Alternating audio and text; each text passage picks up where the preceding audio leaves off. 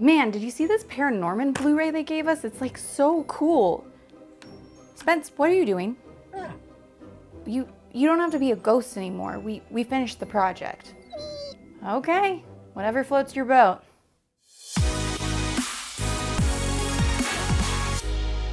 Hello filmmakers, Ash here, and welcome to Film It Yourself. As you know, last year I made a video in collaboration with LAIKA to celebrate the 10-year anniversary of ParaNorman. I basically reshot a scene from ParaNorman all in live action and put my own little twist on it by gender bending the two leading roles, Norman and Neil. The scene also features Neil's long dead ghost doggo Bub, who of course was played by your favorite acting dog, Spence. Now, if you want to know just how we turned Spence into a ghost, then be sure to check out this behind the scenes video here.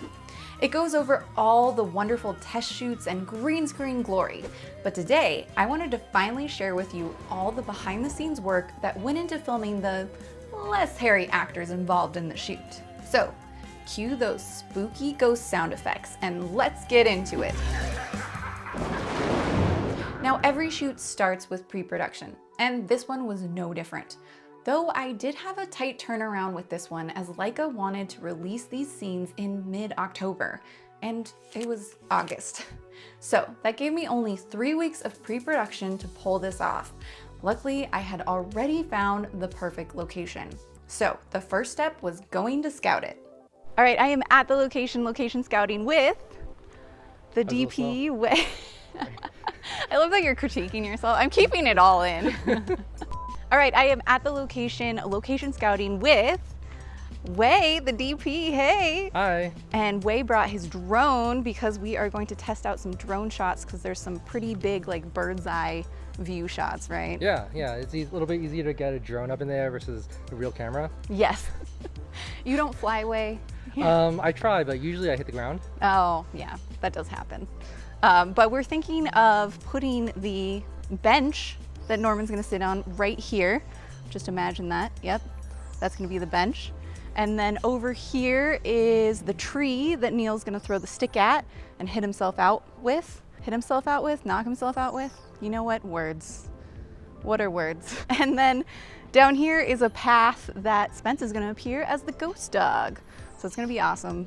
It's gonna be great. Yeah, it's gonna be hot. It's like gonna be very hot. 80 right now. Yeah. 88. Oh my gosh. And a lot of bugs, mosquitoes. A lot of bugs. I'm already like eating alive right now. Yeah. Once Wei and I had scouted the location, I could start to do all of my nerdy paperwork. Naturally, I busted out my shot lister app and started building my shot list using stills from the original scene as my storyboard images. LAIKA wanted us to match the original scenes as closely as possible, so using these as our guide on set would be key. By the way, if you want to learn how to build the ultimate shot list and schedule for your shoot, check out my video on shot lister here. Next, you know I did a line script. I broke down every shot by lining the script, so on set I could easily see which shot was covering what. I found it super handy to have shot lister open so I could reference it side by side with my script. Plus, it's me, so you know I made it colorful. While I was busy working away on all my other prep work like making a production binder, my casting director was hard at work putting up a casting call for our 3 actors, Norman, Neil, and Mitch. Now, as I mentioned earlier, I wanted to put a little twist on the scene and decided to gender bend Norman and Neil. I already knew I wanted to cast Katie Self, who's gender bended before when she played Carmen in the musical parody of 10 Things I Hate About You. So I had my Norman. But for Neil, I could find no one else who embodied his spirit like Monique Shi. Once I had my main cast together, it was time for a virtual table read. This was a great opportunity for Katie and Monique not only to rehearse, but also to build rapport together, since by this time the shoot was only 1 week away. Oh man, I can't believe I pulled this thing together in just a short little amount of time. Just thinking about it makes me stress sweat. Anyway, another key element in pre-production was getting the wardrobe accurate. After all, we were trying to match the scene exactly. So wardrobe stylist Natalie Lynch went above and beyond, making sure every detail was accurate, down to the logo on Neil's jacket and Mitch's name written on his underwear. She even made the keychain on Norman's backpack, as well as painstakingly hand-painted items so they would be perfect replicas of the wardrobe in the original film. After what now feels like a blur of 3 weeks, it was finally time for me to pack up all my stuff and head down to LA for the shoot. Good morning. So it is the day before the shoot and I am heading to LA because I am going to pick up a bunch of props for the production designer. The G&E grip and electric gear is being dropped off today as well at the location, so I'm going to be there. But I have my car all packed and ready to go. I have my production binder, I have chairs, I have a cooler, I have extra water. I have a couple of props I'm bringing for the production designer as well. So it's all here in the car and I'm packed and I'm ready to hit the road. The first stop in LA was to meet up with my badass production designer, Dana, so we could transform my car into Mitch's van. Dana was super creative and mimicked the 70s stripe pattern from Mitch's van on my Scion using peel and stick stars. What do you think, Dana? I love it. All while working under 100-degree weather, no less, because of course LA decided to have a heat wave the weekend of the shoot.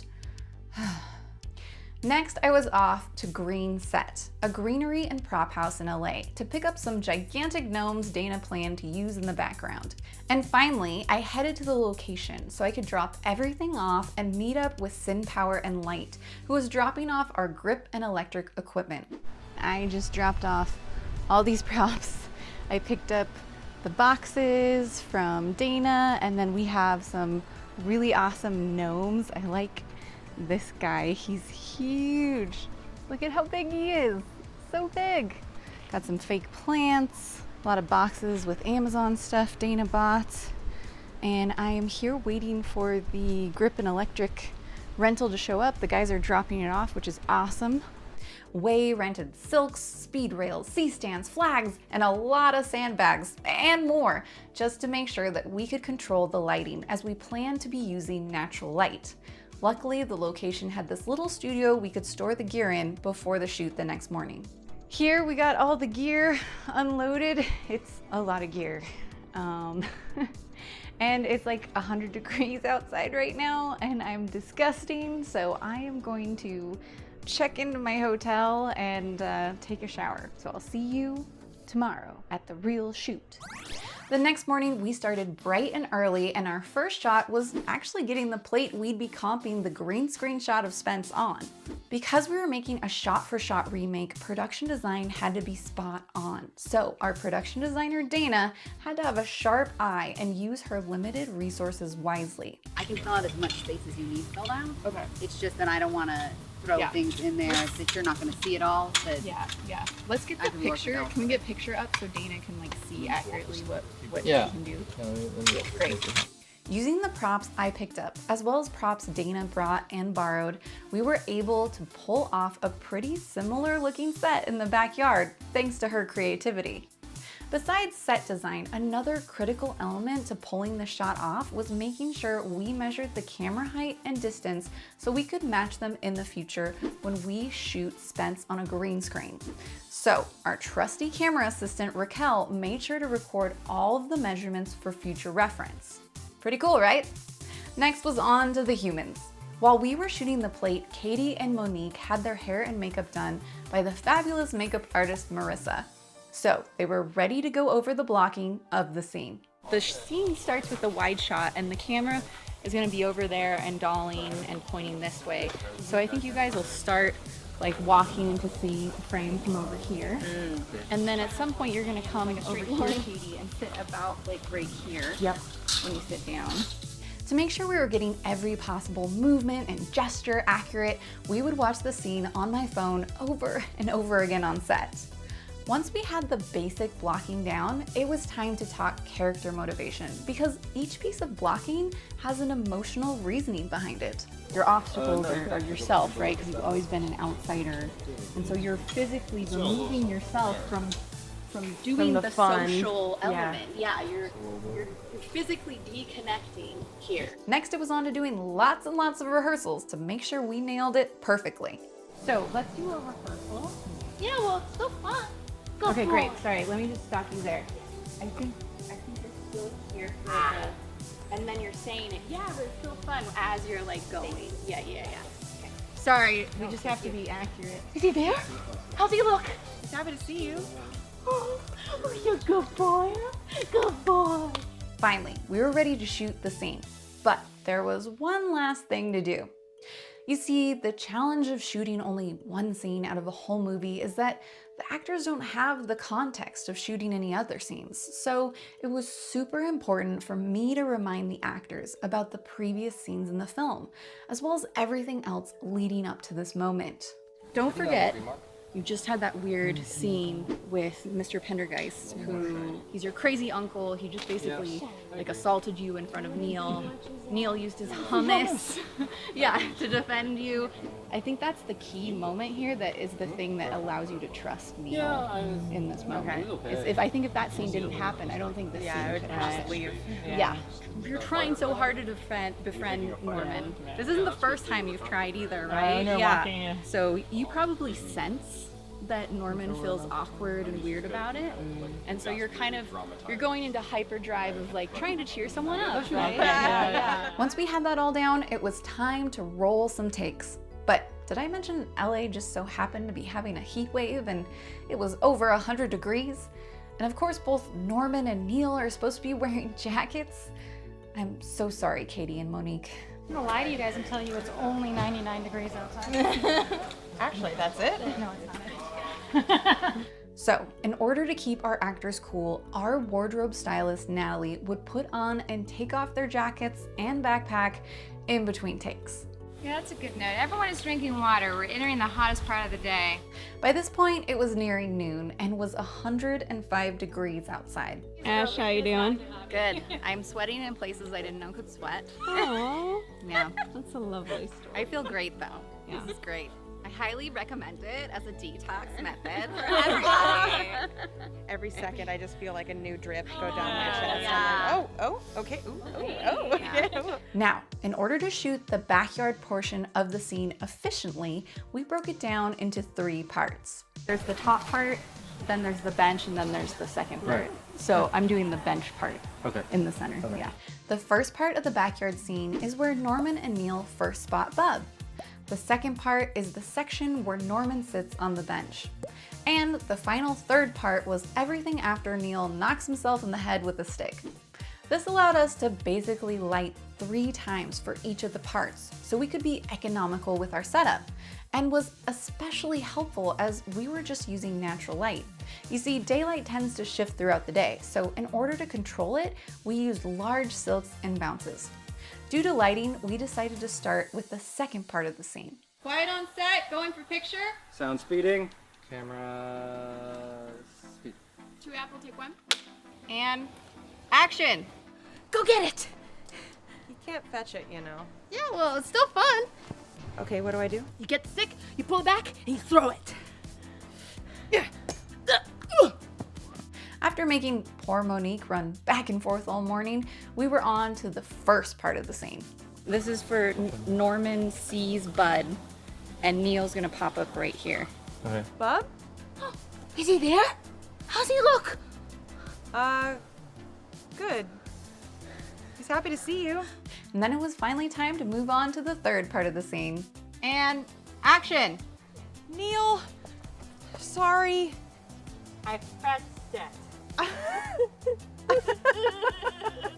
Are you okay? Yeah, thank you. But before we moved on from the backyard, we had 2 final shots to shoot.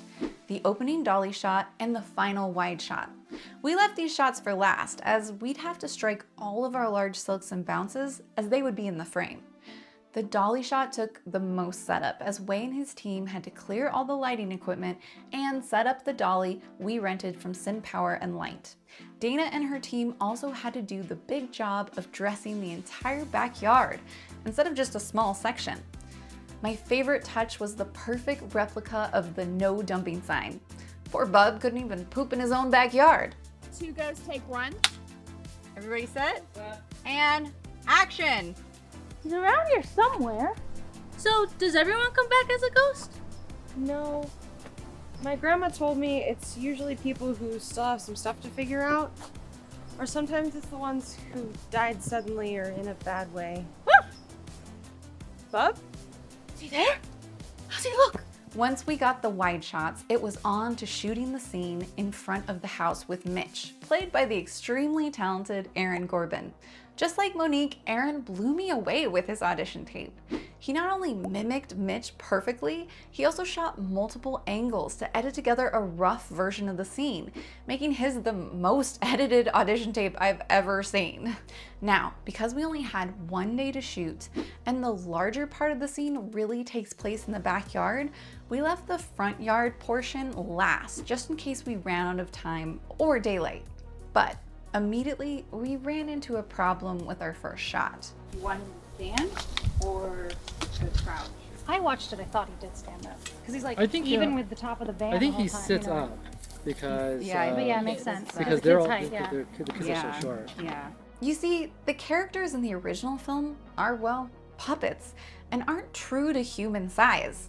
You can see in the original film, Mitch sits up and is still taller than Neil because that dude is all torso and definitely skips leg day. But in reality, there was just no way we could replicate that shot because that's just not how real people work. On top of that, there's also a shot where we see Mitch's knees in the frame about chest height on Neil. I guess you'd call this an over the knee shot? The knee shot is one shot versus the other ones are multiple shots. I would rather not have any knees in the shot and have him stand up to make all the other shots look good. Sure. I think standing makes the most sense. Okay.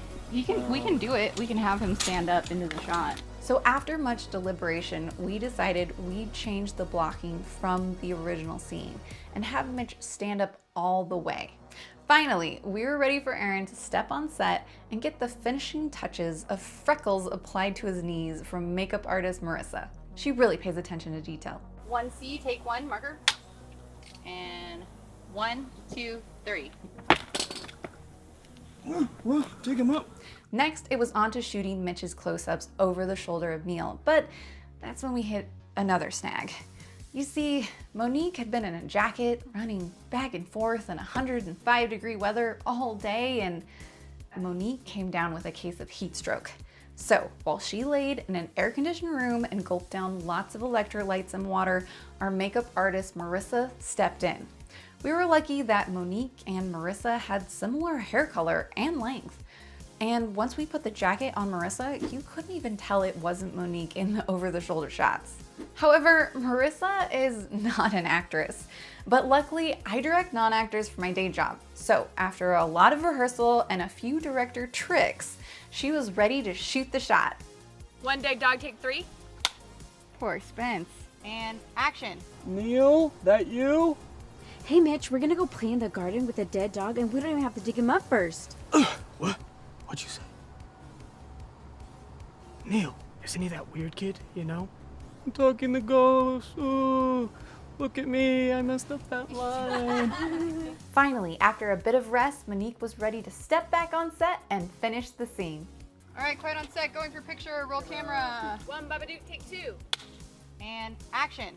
Neil, is that you? Hey Mitch, we're gonna go play with the dead dog in the garden and we're not even gonna have to dig him up first. Dig him up? What? What'd you say? Neil, isn't that weird kid, you know? Oh, look at me. Oh, I'm talking to ghosts so people will pay attention to me. Can you stop doing that? It's kind of stupid. Now listen to me. You don't need to be hanging out with weird people, okay? That's a tip.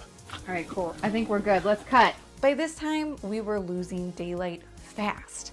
But luckily, we were getting the main shots of Neil and Mitch in the driveway, while Dana and her team were busy at work repurposing all the set dressing from the backyard into the front yard for our final wide shot. Go ahead and roll us down. Stop feeding. Roll camera. 1, apocalypse, take 2. Second 6.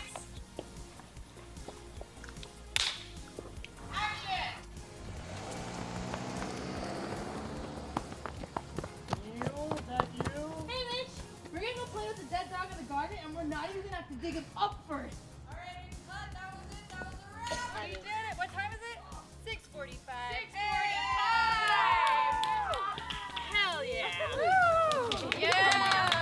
And that's how we shot ParaNorman in real life. You can watch the completed scene on LAIKA's YouTube page with a cool side-by-side comparison to the original scene here. And don't forget to also check out my other behind-the-scenes video showing you just how we made Spence into a ghost dog here. Also, let me know in the comments which LAIKA film is your favorite. I'm obviously a little biased. And if you want to make your own films but need support, I've got great news for you. You can get access to all of my filmmaking templates and more for the low cost of only $5 a month by becoming a channel member. Plus, I have other tiers that get you loyalty badges, custom emojis, early access to all of my videos, and my entire Filmmaker Chat livestream archive, where I interview other filmmakers so you can learn from their sage wisdom. There's over 26 interviews, so there's lots more to learn there. So until next time, get out there and film it yourself.